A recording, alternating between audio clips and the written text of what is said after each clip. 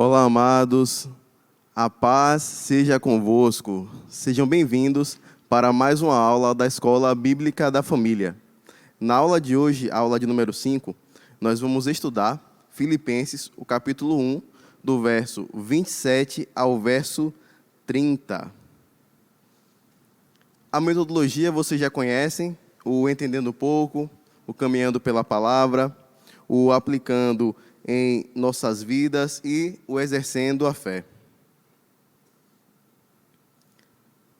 No entendendo pouco, vocês vão acompanhar no slide, nós vamos estudar sobre a importância da unidade cristã, sobre os desafios enfrentados na caminhada da igreja de Filipos e o encorajamento apostólico, para que os irmãos possam viver plenamente o Evangelho e passar por esses momentos desafiadores.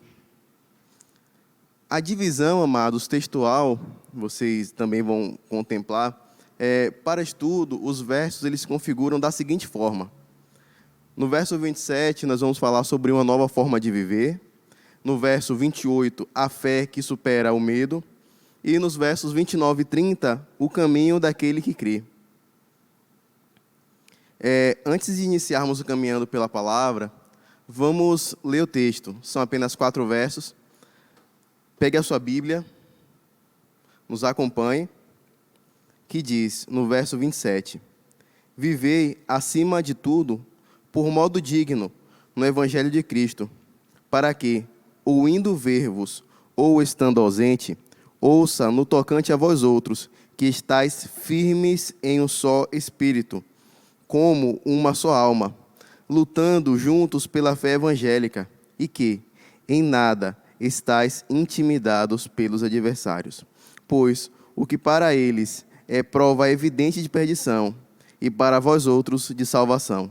E isto da parte de Deus, porque vos foi concedida a graça de padecerdes por Cristo, e não somente de crerdes nele, pois tendes o mesmo combate que ouvistes em mim, e ainda agora ouvis o que é meu. Amados, esse texto é um texto muito desafiador, é um texto muito bonito.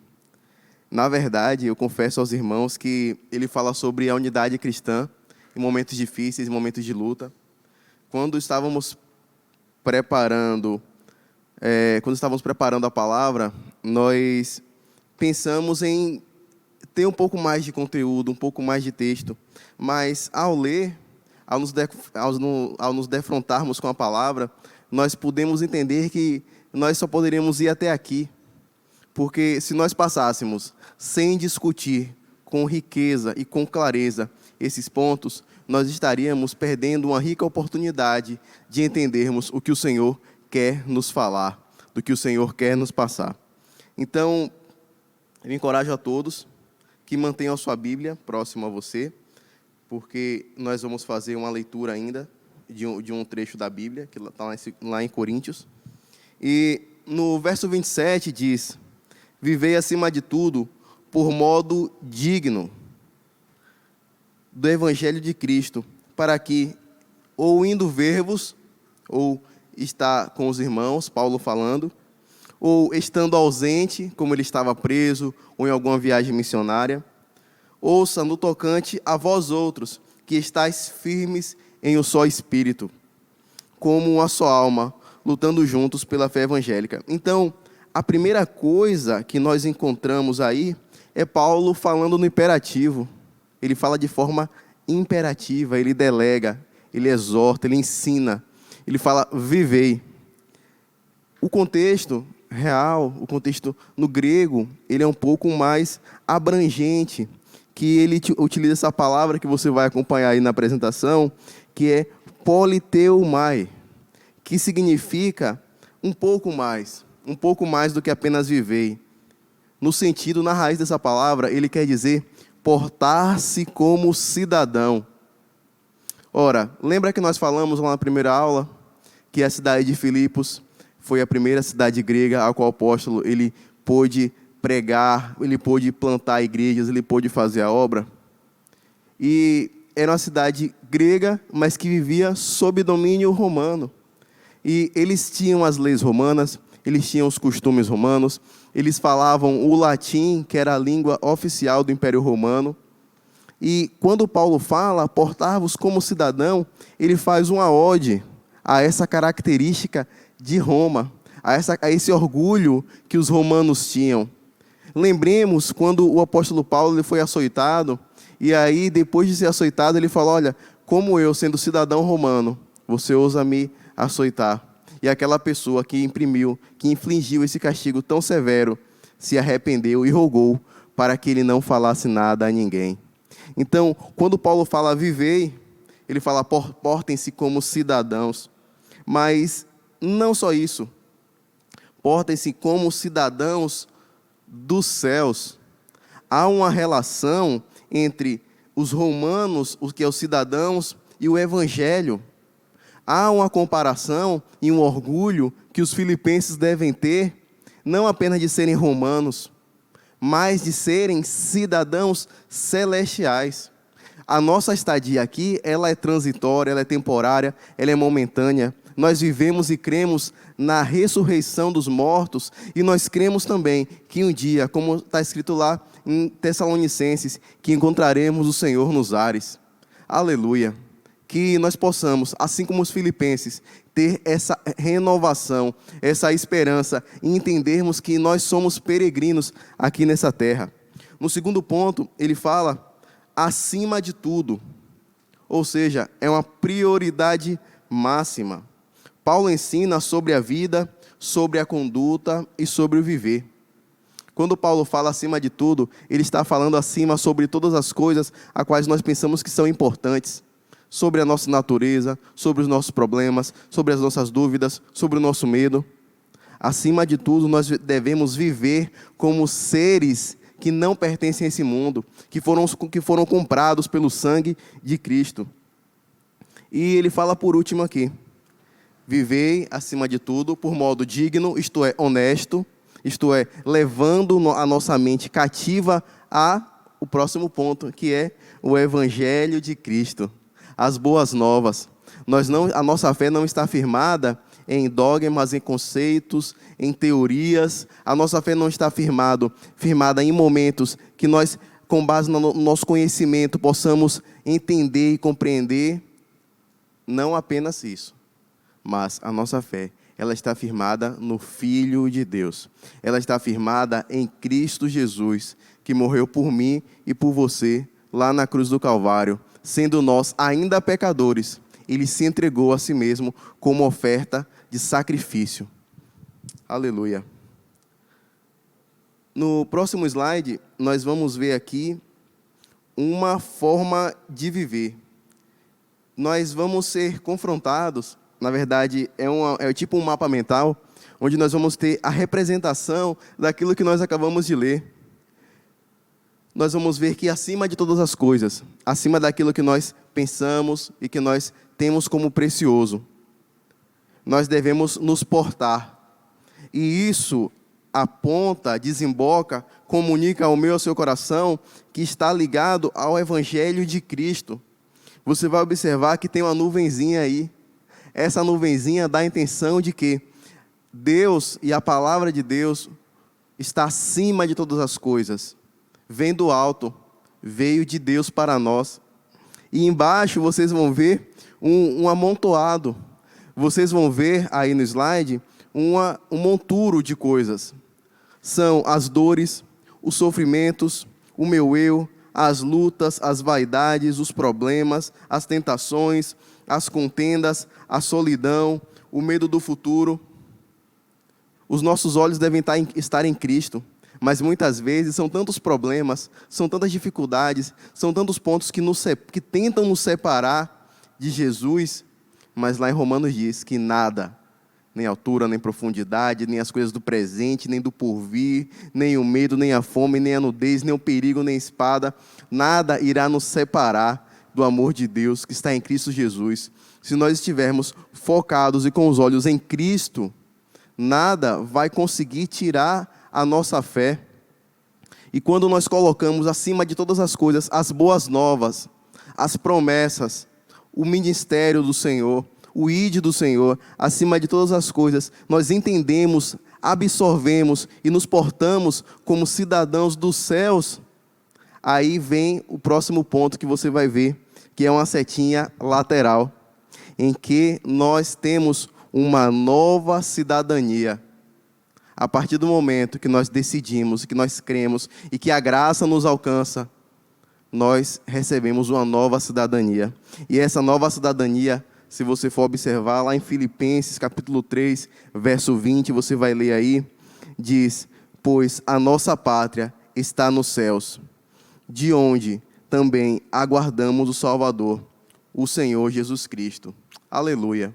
Então a palavra de Deus, ela é perfeita. Ela nos ensina, ela nos admoesta e ela acalma o nosso coração. Que você possa compreender. Que riqueza desse versículo.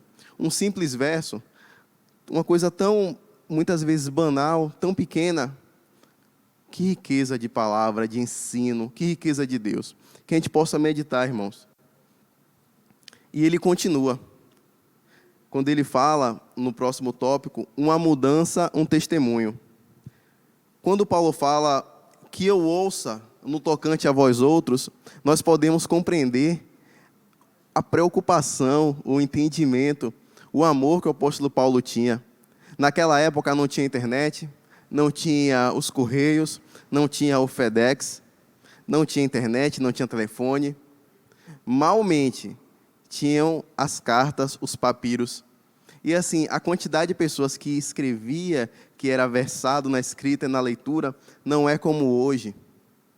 Então, quando Paulo fala que ou indo ver-vos, ou estando ausente, ouçam um tocante a vós outros, Paulo, ele deseja que os irmãos de Filipos, eles cresçam em graça, eles cresçam em conhecimento, e ele deseja ouvir coisas boas a respeito deles.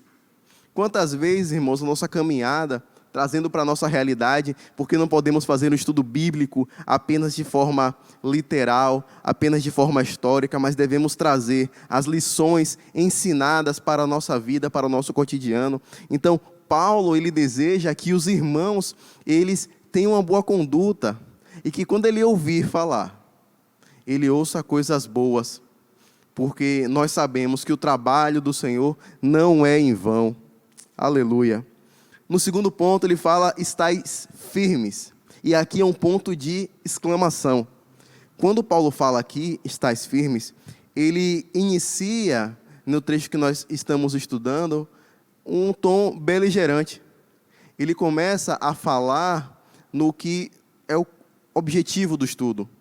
Na luta, na batalha, nas dificuldades. Então, Paulo, ele começa a usar esse termo como se fosse um soldado firmado, entrincheirado, ombreando outro guerreiro igualmente armado, com armadura pesada, pronto para o combate, firmado, e que não está com vontade e nem está com o objetivo de perder e recuar nem 1 centímetro, ou no caso, 30 centímetros, que foi um pé. Então, o apóstolo Paulo, ele fala, estáis firmes. Firmes no Evangelho, que ele falou anteriormente. Firmes em Cristo. Firmados na palavra. Firmados na pedra angular. Não desistam. Sem recuar. E o próximo ponto, o próximo tópico, que é a união e a batalha. E nós vemos uma riqueza. Porque Paulo fala 3 coisas. Dessas 3 coisas, um só espírito, uma só alma, e lutando juntos. Vamos para Coríntios, vou abrir aqui minha Bíblia, 1 Coríntios, capítulo 12, verso 11, e esse trecho é complementar, que o apóstolo Paulo fala, mas um só e o mesmo Espírito realiza todas as coisas, distribuindo-as como lhe apraz a cada um individualmente. Então aqui nós temos uma referência que o apóstolo Paulo ele fala acerca dos dons espirituais, mas quando a Bíblia fala nesse sentido, um só Espírito, nós temos a questão de empoderamento. daquilo que está sobre a vida da igreja e que opera na vida da igreja. É necessário, é mandatório. Nós devemos ser guiados pelo Espírito Santo. Nós devemos receber dele os dons. Como nós estudamos na aula anterior, em que Paulo falou que ele era suprido, primeiramente pelo Espírito e, em segundo lugar, pelas orações. Assim deve ser todo cristão que está em uma batalha. Ele deve ter e receber do Espírito Santo a fonte, o regozijo, a energia, o poder e os dons. Os dons, eles foram dados aos homens, mas para fazer a obra de Deus. E Paulo fala, ele elenca em um só Espírito. É o Espírito que atua na vida da igreja. É o Espírito que ressuscitou Jesus Cristo dentre os mortos. No próximo ponto, em uma só alma. Nós podemos entender uma só alma referente aos irmãos com o mesmo pensamento, com o mesmo sentido, lutando juntos como irmãos.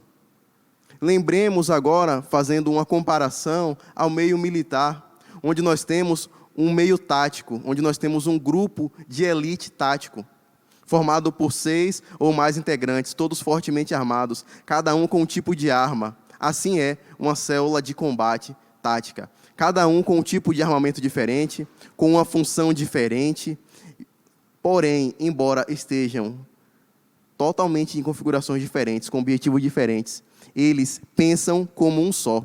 Cada um já sabe o que vai fazer, o que vai na frente, o que vai atrás, o que vai no meio, quem está cobrindo a bomborda, este bordo. Então, amados, assim nós devemos ser, como uma só alma, como uma só célula, entendendo que temos dificuldades, entendendo que temos diferenças, mas o objetivo deve ser um só, que é fazer a obra, levar a palavra, ensinar, assim como diz em 2 Timóteo 3, 16 e 17, que diz que toda a palavra é divinamente inspirada e proveitosa para ensinar, redarguir e instruir em justiça. Assim sejamos nós. E por último, lutando juntos. Aqui nós chegamos realmente ao objetivo, que é lutar. Não é lutar contra o homem, não é lutar contra o meu irmão, é lutar pelo reino de Deus. Nós vamos abordar um pouco mais para frente. E por último, você vai ver embaixo, no final do slide, o objetivo do verso 17. Primeiro ele fala o que nós devemos ser, depois como devemos agir. Nós devemos ser como cidadãos, vivei, portar-vos como cidadão dos céus. Segundo, nós devemos agir como um só, uma só alma, um só espírito, para lutar juntos e passar pelas dificuldades. E por último, lutar pela fé evangélica, que é as últimas duas palavras desse verso. Nós devemos lutar pela fé evangélica. Não é pela fé batista, não é pela fé assembleiana, não é pela fé metodista. Não, nós devemos lutar pela fé do Evangelho, pela fé das palavras e do testemunho de Cristo Jesus. Ele é que nos embasa. Não é denominação, mas é o Evangelho. Nós devemos defender, nós devemos fazer apologia ao Evangelho. No verso 28, ele diz: e que em nada estáis intimidados pelos adversários, pois o que é para eles prova evidente de perdição, é para vós outros de salvação, e isto da parte de Deus. Então, nós somos aqui, amados, ensinados, num primeiro momento, sobre a fé que remove o medo. Então, aqui nós vemos o resultado das ações e atitudes do verso 27. Quando nós atendemos e compreendemos os requisitos do verso 27, nós podemos desfrutar do que fala o verso 28, em que nós não sejamos intimidados, que nós não venhamos ter medo das situações e adversidades. No próximo tópico, sobre a intimidação, e aí há uma brincadeira, que é a intimidação versus a ação que está no íntimo, nós podemos compreender o que o Senhor quer nos falar. A intimidação, ela brota do temor que há em nós, com base naquilo que nós vemos, sentimos e pensamos. A intimidação, amados, é quando nós estamos temerosos, quando nós, através da nossa mente, do nosso entendimento e da nossa visão, nós passamos a internalizar um medo do que nós vamos passar. É como uma criança, o Wanderson está aqui acompanhando, é como uma criança na escola, quem nunca passou por isso, que tem um rapaz mais alto, problemático e que tenta de alguma forma nos fazer medo. Como nós falamos atualmente, o bullying.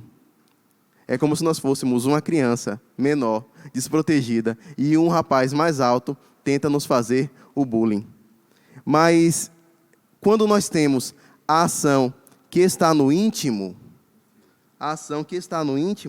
nós mudamos, porque nós entendemos que nós estamos alicerçados, não onde nós estamos alicerçados, mas em quem nós estamos alicerçados. Nós estamos alicerçados em Cristo. E quando nós estamos alicerçados em Cristo, tudo muda. Primeiro, o que nós vemos? Nós vemos o cuidado do Senhor. É a mesma comparação. Nós vemos o cuidado do Senhor na nossa vida, no nosso dia a dia. Nós entendemos o cuidado do Senhor no nosso agir, no nosso falar, no nosso pensar. A provisão do Senhor, de luta em luta, de batalha em batalha, nós vemos e sentimos que não estamos só. No segundo ponto, o que nós sentimos com essa ação que está no íntimo? Nós sentimos a presença de Deus. Não adianta falar sobre luta, sobre batalha, sobre entender quem nós somos, se nós não tivermos a presença do Senhor em nossas vidas. Ela não é opcional, ela é mandatória. Se nós não dermos a devida atenção à presença do Senhor em nossas vidas, nós estamos dizendo que é na força do nosso braço. E não é. É pela presença do Senhor. Sem a presença de Deus, o cristão, ele incorre seriamente no risco de ser como um galho seco. Mas nós fomos enxertados em Cristo. Nós fomos nutridos de Cristo. E nós iremos produzir frutos. E, por último, pensamos. O pensamos é referente àquilo que está na nossa mente. Ao metanoia, a mudança de mente. E a mudança de mente, ela só ocorre mediante o conhecimento da palavra. Lembremos o que diz o Salmo 1. Bem-aventurado o varão que não anda segundo o conselho dos ímpios, não se assenta na roda dos escarnecedores, nem no caminho dos pecadores, mas na lei do Senhor medita dia e noite. Aleluia. Nós vemos aqui, amados, a perfeição da palavra, em que nós vemos a agir de Deus, nós sentimos a presença de Deus e nós temos o conhecimento da sua palavra. Por isso que está escrito, a ação que está no íntimo, ela tem que vir de dentro para fora. Ela tem que vir do nosso coração, da nossa natureza humana, habitada pelo Espírito Santo, para fora. É algo que jorra, assim como Jesus falou a Nicodemos. Quem crê em mim, a Nicodemos não, perdão, a mulher de Samaria, quem crê em mim, do seu interior, fluirão rios de águas vivas. E por que não, já que cometemos esse deslize, linkarmos com Nicodemos, em que precisou nascer de novo. Só quem é nascido de novo tem essa fonte que jorra de dentro para fora. Aleluia, o tempo não nos espera. Agora já falamos, já contextualizamos, mas voltemos para Filipos. Você vai acompanhar que lá haviam contendas, falsos ensinos e divisões. Então, nós somos ensinados, primeiramente, na questão interna. Internamente, havia o problema na igreja de quebra da comunhão. Os irmãos, embora fosse uma igreja nova e uma igreja que levasse a palavra, os irmãos, eles estavam com constantes divisões e brigas, de modo que a comunhão deles era afetada. Uma igreja que são membros de um só corpo, que são o eclésia, aqueles que são chamados para fora, se eles não estiverem ligados em Cristo, eles não vão produzir galhos secos, lembra? Mas, se eles tiverem como divisão, como eles vão caminhar? Eles são membros de um só corpo, eles têm que estar uníssonos. E externamente, aí nós entramos na questão da perseguição. Por isso que Paulo fala, ele faz essa analogia beligerante, lutai, lado a lado, ombreando. Nós vamos mais para frente abordar esse tema. E por último, provas. Perdição versus salvação. Se estivermos firmados, o tiro sairá pela culatra. O nosso inimigo, o inimigo de nossas almas, que pode ser internamente ou externamente, ele, como Paulo falou aqui no verso 28, que é para eles, para os nossos inimigos, a prova evidente de perdição, e para vós outros, prova de salvação. Paulo está dizendo que todas as dificuldades, para os nossos inimigos, eles são evidências que nós vamos nos perder, mas para nós que estamos em Cristo, é evidência de que nós vamos ser salvos, que nós vamos cumprir todo o objetivo que o Senhor nos determinou. Aleluia. No verso 29 e 30, estamos acabando, diz: e porque vos foi concedida a graça de padecerdes por Cristo, e não somente de crerdes nele, pois tendes o mesmo combate que vistes em mim, e ainda agora ouvis o que é meu. Então nós temos aqui o Church's Timeline. Eusébio de Cesareia, em seu livro História Eclesiástica, ele nos dá essa linha do tempo para que nós possamos entender. No ano 37 depois de Cristo, o nome cristãos, ele começa a ser usado na cidade de Antioquia. Então nós temos aqui, num primeiro momento, a nomenclatura. Para os cristãos era uma coisa boa, nós fomos reconhecidos, nós somos edificados em Cristo. E a população, eles nos entendem, sabem quem nós somos, porque nós somos parecidos com o nosso mestre, nós somos cristãos. Mas para os perseguidores é como se fosse um grande alvo nas costas.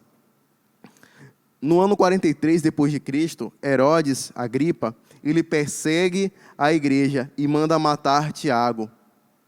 No ano 54 depois de Cristo, Nero, ele inicia a primeira grande perseguição aos cristãos. E aí nós podemos entender que é tomada a iniciativa em que cristãos eram mortos, eram massacrados.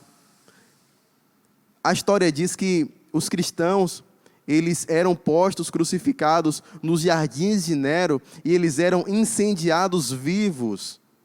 De modo que alguns relatos dizem que a iluminação dos jardins de Nero era realizada pelos cristãos queimando. Mas isso não derrubou, isso não parou, isso não limitou a igreja de Cristo Jesus. E nós podemos compreender a inviabilidade natural. Aos nossos olhos não era viável ser cristão, mas os irmãos compreenderam o que nós acabamos de ler. E a natureza daquele que a comprou, a natureza que operava e que operava na vida dos cristãos antigamente e opera na nossa vida hoje, é a natureza do Senhor Jesus. E por último, a graça de padecer e não somente crer. Para Paulo era louvável, era uma honra padecer por Cristo, seguir o que Cristo seguiu, o que Cristo orientou, e morrer como ele morreu. Era um motivo de honra. E para finalizar, mesmo distantes, uma única batalha, mesmo distantes, uma única fé, mesmo distante, uma única promessa. A batalha espiritual, as dificuldades das perseguições, a fé em Cristo e a promessa de estar com Ele um dia. E eles eram encorajados. Aleluia. Vamos chamar aqui o nosso irmão Wanderson. O tempo não nos espera. Acredito que vamos extrapolar uns 2 minutinhos. Ele vai conduzir o quadro Exercendo a Fé. Bom dia, amados, graça e paz. Eu vou estar conduzindo o quadro Exercendo a Fé. Devemos compreender a importância da comunhão com os irmãos. Sempre que possível, devemos estar juntos com os irmãos, ajudando um ao outro. Mesmo com esse distanciamento social, devemos orar um pelo outro em nome de Jesus. Quando assumimos a nossa identidade como cidadãos dos céus, conseguimos transpor os maiores obstáculos e vencemos todas as batalhas em Cristo. Agora eu me lembro de um versículo que é Gálatas 2, 20a, que diz: logo já não sou eu quem vive, mas Cristo vive em mim. Aleluia. Você já se chateou ou brigou com algum irmão em Cristo? Já perdoou ou perdeu o seu perdão? Não perca tempo e se reconcilie com ele, pois em Cristo somos um só corpo. Agora eu me lembro de um versículo que é Hebreus 2, 14a. Seguir a paz com todos e a santificação, sem a qual ninguém verá a Deus. Que Deus os abençoe e até a próxima. Amém, Wanderson, obrigado. No Aplicando em Nossas Vidas, quais foram as lições aprendidas hoje? O que o Senhor falou ao seu coração? Você está ciente da necessidade de estarmos sempre vigilantes para juntos enfrentarmos as batalhas da vida? E por último, Just in Time, que diz, como de costume, a frase de um homem de Deus através da história, que diz: quem fortaleceu seus soldados com armas de devoção, para que suas almas, mais firmes que o diamante, brilhassem resplandecentes na disputa contra os seus antagonistas. Quem escreveu isso foi um dos pais da história da igreja, Eusébio de Cesareia. E esse entendimento, ele balizava e estava nos corações dos irmãos que, sob a perseguição de Nero, estavam livres em Cristo. Que Deus os abençoe. E até a próxima.